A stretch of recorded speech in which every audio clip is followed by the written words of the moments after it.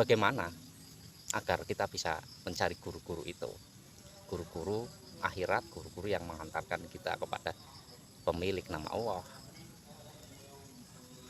Yaitu yang pertama, jangan melihat sosok, jangan melihat casing ya.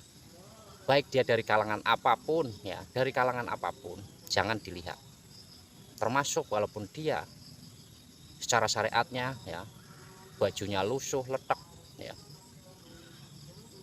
terlihat bukan seorang yang di bidangnya untuk membimbing manusia, akan tapi ketika penyampaiannya bisa membuat hati tenang sehingga bisa menghantarkan diri kepada Allah. Ini yang perlu kita ikuti lur. Jadi ciri utama guru akhirat itu adalah dia selalu menyampaikan teknik ya, bimbingan teknik bagaimana cara bisa sampai pada Allah. Itu lur, itu sudah paten kuncinya.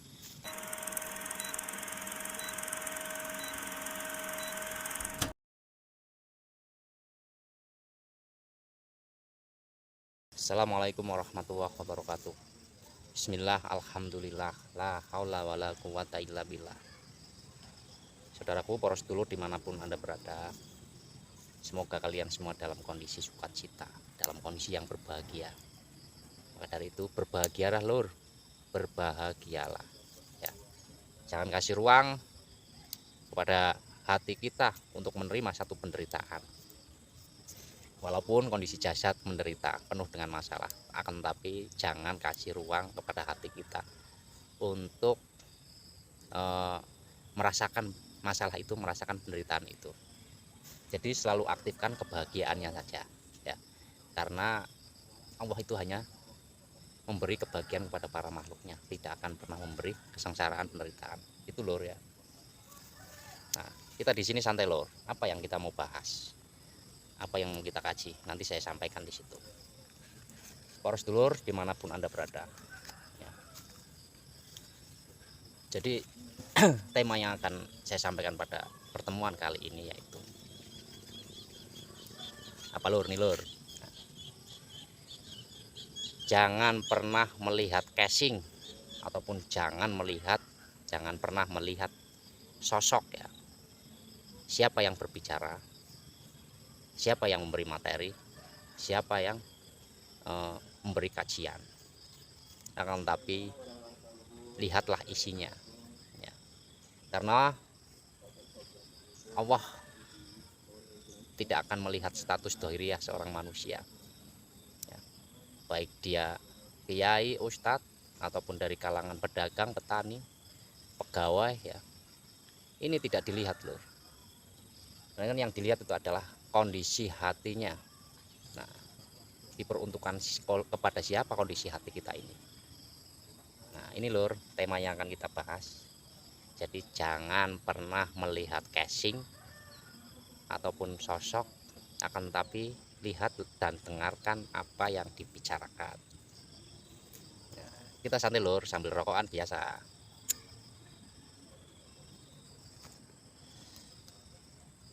Terus dulu dimanapun Anda berada, baik yang nampak atau yang tidak nampak ya, silahkan simak ini, silahkan terima ini ya, apa yang akan saya sampaikan di sini. Buang anggapan-anggapan bahwasannya ya, yang harus memberikan satu materi, yang harus memberikan satu pokok kajian itu harus ya, mereka yang berkedudukan sebagai penceramah ya. Dan kita tidak asing dengan istilah poro-poro kiai, poro ustadz di sini ya. Beliau-beliau ini sudah bagus gitu. Akan tapi kita sebagai pengikut dari kajian-kajian itu ya, yang perlu kita mengerti adalah jangan pernah melihat sosoknya, jangan pernah melihat casingnya ya. Karena hal ini akan menjebak kita.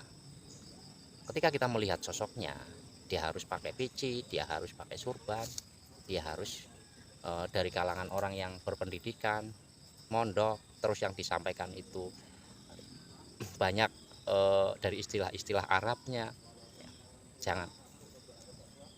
Jadi yang perlu kita perhatikan itu adalah apa isi kajian yang disampaikan itu ya. terus kita harus bagaimana? Harus mencari sosok yang seperti apa?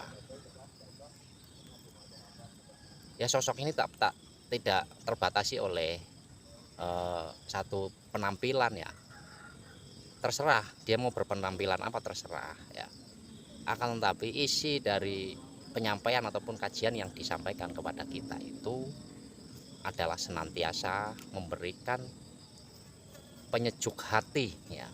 Artinya selalu membawa ataupun selalu menggugah jiwa ini, sehingga jiwa akan senantiasa riang gembira ya.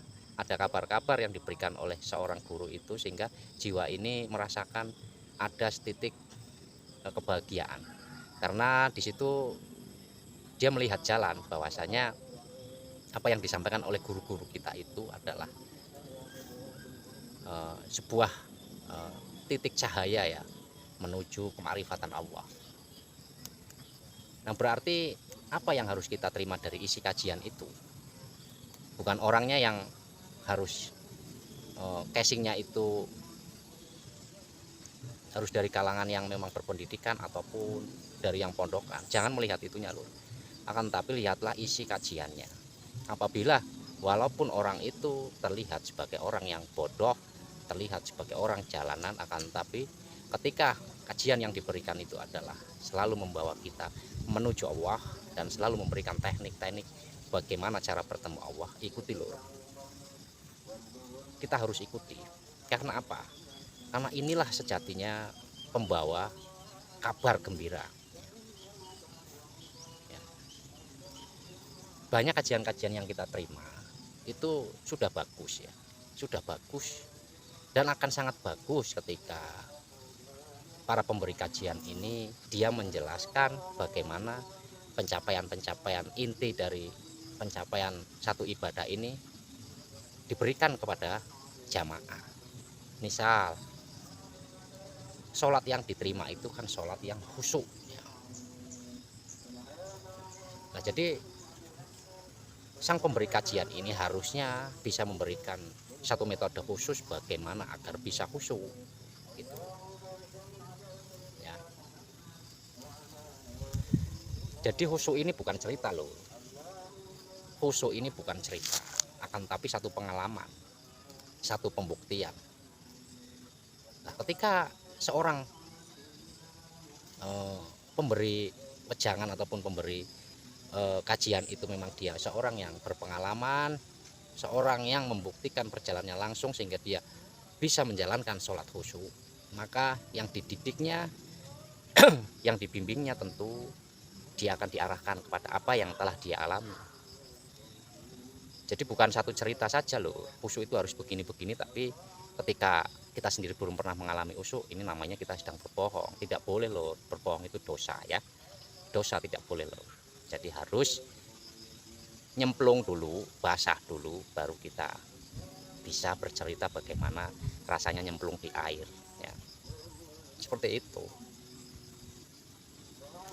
Nah, para saudaraku dimanapun Anda berada. Nah, terus bagaimana agar kita bisa mencari guru-guru itu, guru-guru akhirat, guru-guru yang menghantarkan kita kepada pemilik nama Allah? Yaitu yang pertama, jangan melihat sosok, jangan melihat casing ya. Baik dia dari kalangan apapun ya, dari kalangan apapun jangan dilihat. Termasuk walaupun dia secara syariatnya ya bajunya lusuh letak ya, terlihat bukan seorang yang di bidangnya untuk membimbing manusia, akan tapi ketika penyampaiannya bisa membuat hati tenang sehingga bisa menghantarkan diri kepada Allah. Ini yang perlu kita ikuti loh.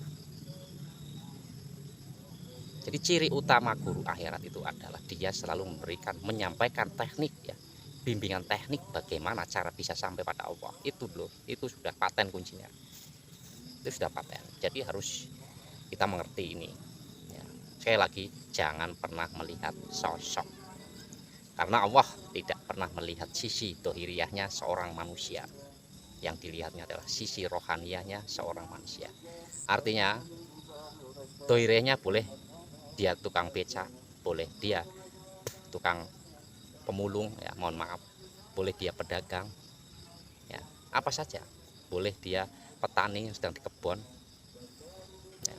Walaupun dia pakaiannya tidak mencerminkan satu orang yang bisa membawa kita kepada satu pencerahan, akan tapi itu tidak bisa dilihat lur. Nah, pembicaraannya, apa yang disampaikan selalu bisa menenangkan hati dan bisa mengantarkan kita kepada Allah, dan selalu memberikan teknik-teknik khusus bagaimana bisa wusul ila Allah. Nah, seperti itu lur ya, paham ya. Ya, ini baru keren lur. Mohon maaf saya pakaiannya begini, saya tidak bisa di style lur, tapi nggak bisa, ya ala kadarnya saja. Harus di style, saya harus pakai peci, saya harus pakai gamis, nggak bisa. Ya, memang ya ala kadarnya, saya ngomong di mana ya begini posisinya loh ya, tidak bisa di style gitu, nggak bisa. Ya memang hidup itu sendiri yang menginginkan ya. Jadi seperti itu aja ya, sedikit informasi saya buat poros dulur semua, sehingga kita bisa memilih guru yang bisa mengantarkan kepada Allah Subhanahu wa Ta'ala. Demikian, terima kasih dan mohon maaf. Wassalamualaikum warahmatullahi wabarakatuh.